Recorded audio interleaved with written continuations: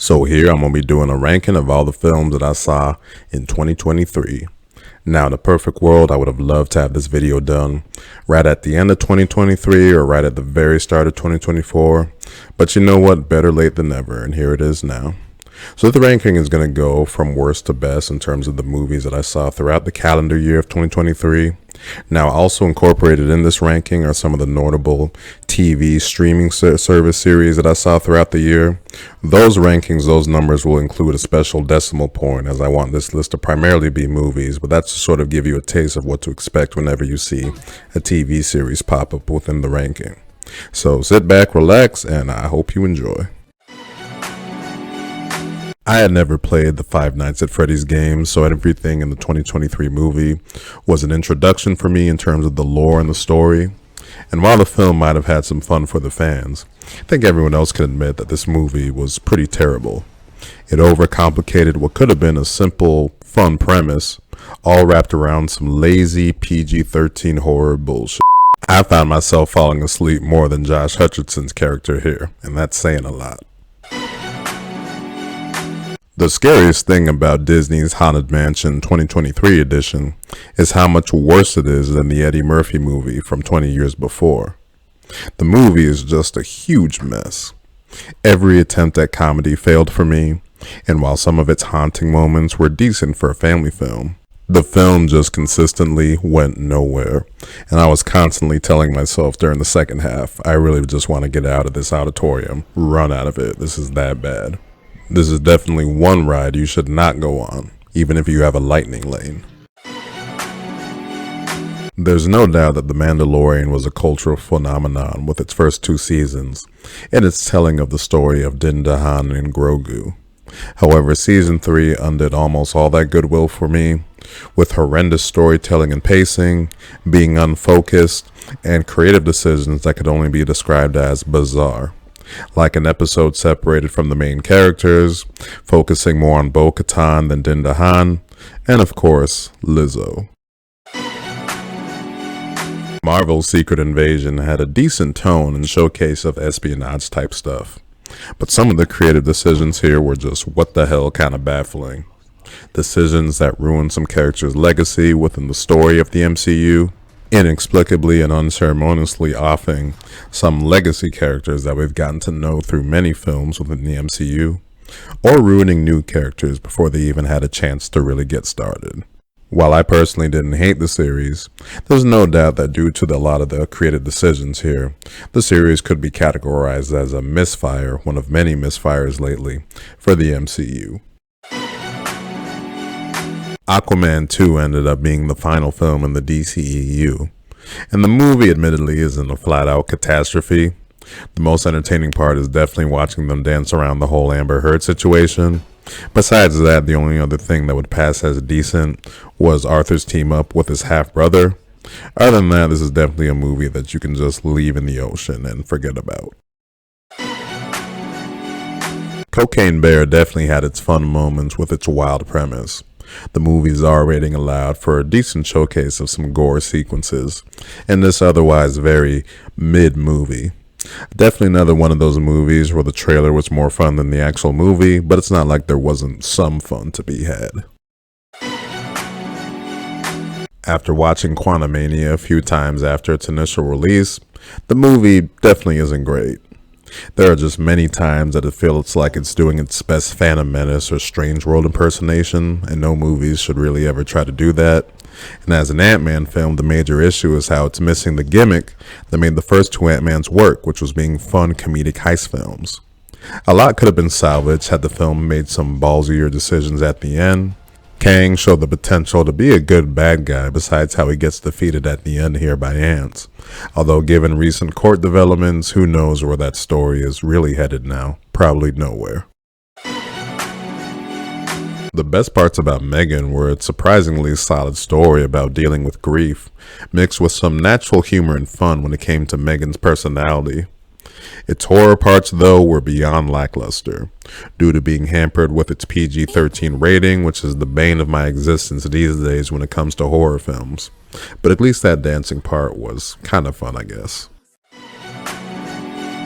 Peter Pan and Wendy continues a trend of Disney remakes these days where they seem more interested in diversity casting than anything else. Although I will say that this remake of Disney's Peter Pan has its relatively even amounts of ups and downs as far as quality goes, as far as I'm concerned. At times it felt like you were flying, other times I wished the crocodile would eat me. When it was all said and done, the overall movie just ended up being okay, I guess. Shazam! Fury of the Gods was the first DC financial flop of the year. This was a big step down from the first film, which I was a big fan of. Too much of this film was just generic superhero action, visuals, and spectacle, and the moments where it was that kind of feel-good family-style superhero film that the first film was in parts here and there, but just overshadowed by all of that generic superhero spectacle. It was the kind of visuals and action that you could find in basically every comic book film in 2023, and that ended up being not a good thing. The Flash was admittedly a tough movie to get behind because of dumb decisions made by Barry Allen and of course Ezra Miller in general. While the overall movie ended up being okay actually, it was about 2 years too late in blowing us away with all of its multiverse gimmicks, which by the time it came out were definitely nothing all that special. Yeah. I'm Batman. This ranking spot for Barbie is probably unpopular given how most people seem to think about this movie. This film definitely deserves credit for being as deep and thoughtful as it was. A live-action Barbie movie really has no business being this deep. Unfortunately, a lot of its messaging and humor just weren't really for me.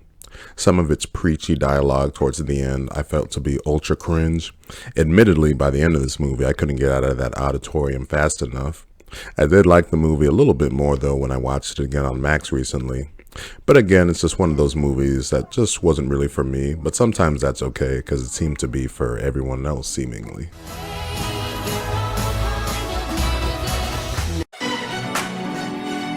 The Super Mario Bros. Movie has a superb look as it brings the world of Mario to life with its amazing visuals, score, and the parts where it plays homage to the gameplay of that fun universe. But Illumination's fingerprints are all over this film in the wrong way, which is appealing to the lowest common denominator, with its childish humor, randomly throwing in pop songs and scenes, and subpar storytelling. Though I will say collectively these elements aren't as bad as some of their worst films, but then again that really isn't saying much. Oh my god, okay. Admittedly, I found most of Loki Season 2 to be overly complex and mind-numbing in terms of some of its story concepts, though the whole season ends up being worth watching for its final episode, which was brilliant as Loki's character arc comes full circle in the most amazing way. I just wish the rest of the season had been as good as the final episode. With Fast X, the franchise definitely showed its age in some ways with the latest installment.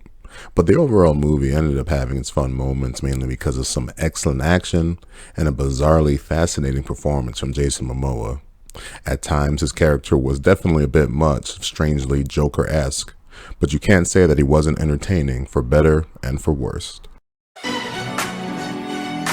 While The Marvels will now mainly be remembered for being the mega box office flop that it was for the Marvel Cinematic Universe, the movie itself isn't that bad and actually managed to improve on the original Captain Marvel in more than one way.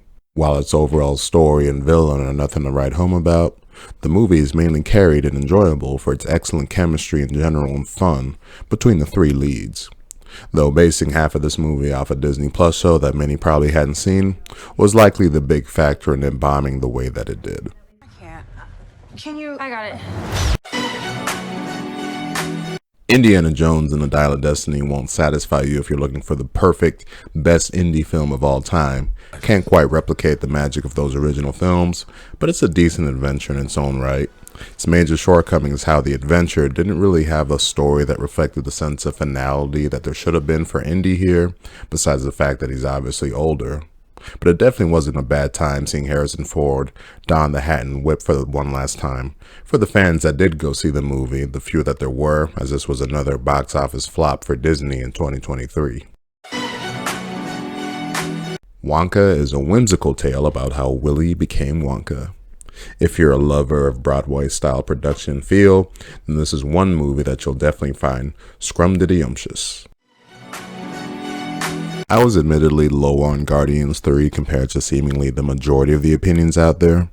The story was just weird, and not in a good Guardians intentional weird kind of way. I just didn't find it to be a very fun movie to watch, though it's not without its redeeming moments, music, and F-bombs throughout. The best part was definitely its ending, though, and how it closed the book and chapter on this group of Guardians. You're just making it sad. Even more than Barbenheimer, Sound of Freedom was the real breakout hit of the summer and year, just because it was a movie that wasn't on anyone's radar in the mainstream. I was curious enough to actually check it out in theaters, and it's definitely a powerful, well-done story about the horrors of child sex trafficking. Yeah, that's a fun topic. Can't imagine a parent watching this, though. That would be especially pretty rough. Thanksgiving was definitely a fun slasher film centered around its titular holiday. It hit all the checkpoints needed for a mystery slasher film like this, including actually being rated R and having some good Thanksgiving-themed gore. That dinner table scene is spectacular and really does make the movie, and will most definitely not make you hungry for turkey dinner after. I'll admit that as someone with a love for the legacy of Walt Disney Animation Studios, that I was rooting really hard for Wish. I even saw the film twice in theaters, the second time during my trip to Disney World, to see if I still liked the film, and for the most part, I still do. It hit all the necessities for me for a solid Disney princess story. Not one of the best, but not a bad one for me anyway. I liked all the songs, with the major exception being that I'm a Star song, and it was definitely nice seeing the return of the traditional Disney antagonist. That's something that had been missing for over a decade. Clearly based on the film reviews, though, and just the dismal box office, this is a film that just didn't connect with audiences for whatever reasons, but based on the few times that I've seen the film, I'd still give it a recommendation.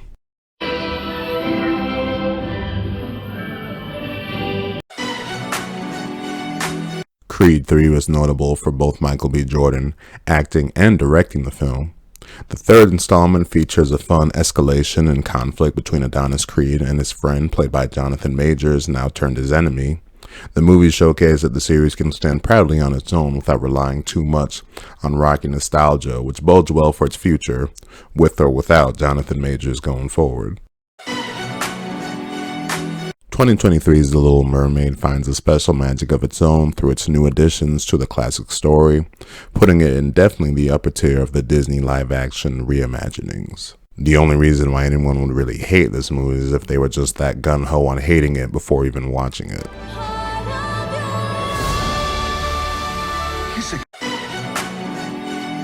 John Wick Chapter 4 has all the crazy action, choreography, stunts, and amazingly bad yet awesome acting from Keanu Reeves.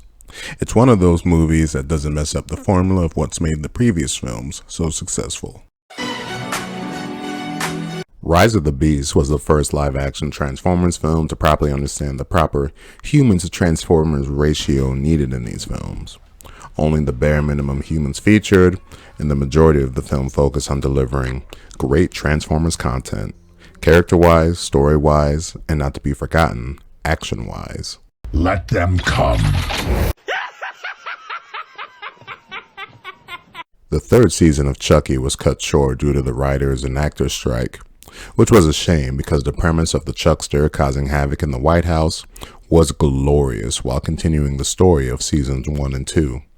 Once the rest of season 3 is filmed, I hope it can live up to what the first 4 episodes did here, because if it does, it'll be something pretty special for Chucky fans. What are you guys talking about? Killing people. What the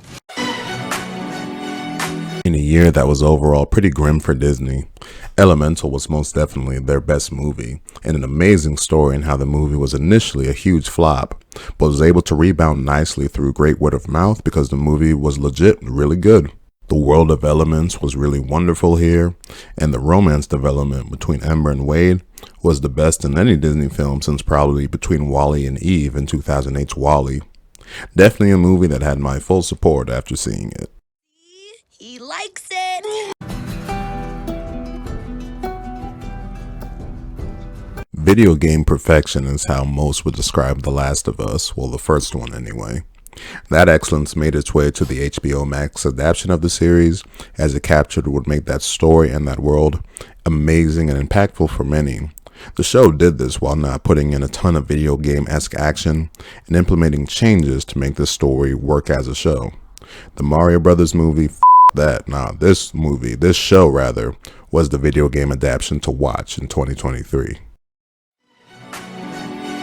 Of all the financial flops and disappointments of 2023, the great tragedy of all of them is Mission Impossible: Dead Reckoning Part 1.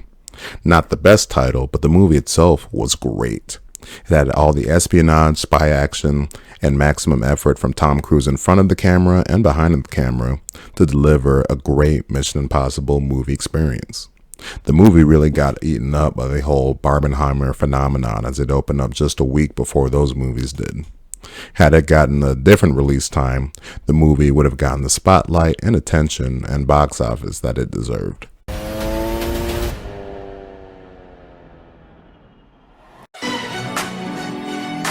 I never talked about Season 1 of Winning Time, which came out in 2022, but 2023 Season 2 of this show was just as sensational. I'm a big Laker fan. I know my history inside and out, and to watch a show-style drama about the greatest era in Laker basketball, the 1980s era with Magic Johnson, was just sensational because the casting, the acting, and just the look of the show, everything was top-notch. Unfortunately, this show was canceled, which fucking sucks because I would have loved to seen the full decade of the Laker dynasty in the 80s put into series form, rather than the show ending in very awkward fashion with them losing in the 1984 finals. But hopefully that means that a Shaq and Kobe TV series is just around the corner. Oppenheimer was the most impressive achievement of 2023. How Christopher Nolan took the non-action, spectacle-oriented story of Robert J. Oppenheimer and the creation of the atomic bomb and turned it into a cinematic epic is something only he could do. The first 2-ish type hours of this film, everything up to and including the creation of the bomb, were brilliant. Best film of the year, absolutely.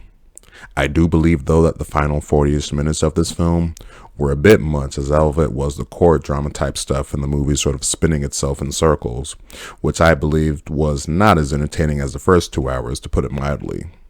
The overall movie, though, was so brilliant and to be admired. I just believe it could have been just a little bit shorter.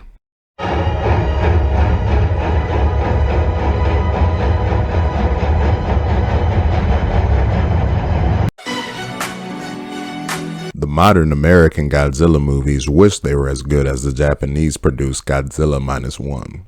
It gave audiences an epic villainous Godzilla while intertwining some well-done human drama, which is something you wouldn't expect from a Godzilla film, but it makes for an excellent all-around movie and goes to show what happens when you actually take the time to write your film.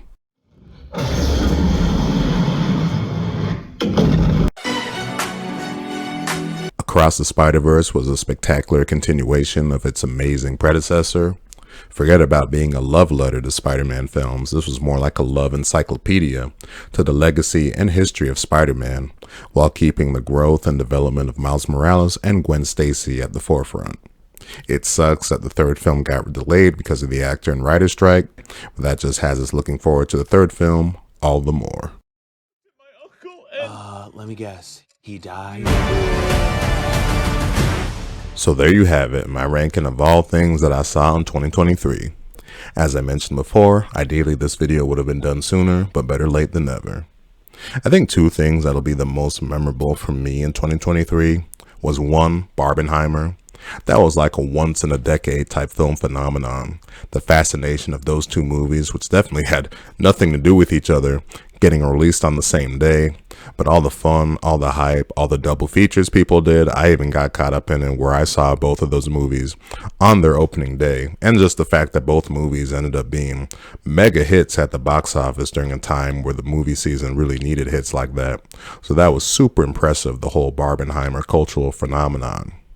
But then, the other thing that'll stand out about 2023 for me is just what a dismal year Disney had at the box office. You know, they had a few decent hits, like I think Guardians Volume 3 and Elemental, and how it was able to rebound after a slow start. But besides that, they just had so many financial flops at the box office. It's really unprecedented for a studio like Disney to have this kind of stuff.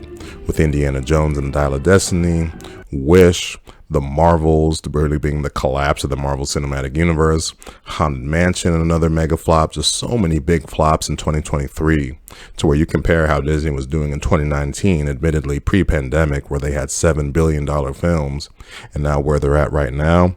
It was really just a shock to see, especially on a year that was supposed to be their most magical. You know, it was their 100-year celebration of the company, and they did a beautiful tribute in a lot of spots, like the theme parks and that Once Upon a Time studio short they released that was fantastic. But just in terms of how they did money wise, it was pretty dismal given the Disney standard of how you expect their stuff to do. So they'll definitely be an interesting studio to watch going forward into the new year. And in speaking of the new year, 2024, the lineup of movies and stuff to watch just isn't very impressive to me. A lot of it is due to a lot of stuff getting delayed and pushed back due to the writers and actors strike. So just the lineup of stuff to watch in 2024 is not that impressive or exciting to me for my personal fandom. So I think 2024 is more of a stopgap year before we get back into the swing of things in 2025. So that'll do it for this review of all things I saw, or ranking rather, of all things I saw in 2023. If you made it to the end of this video, thank you for watching.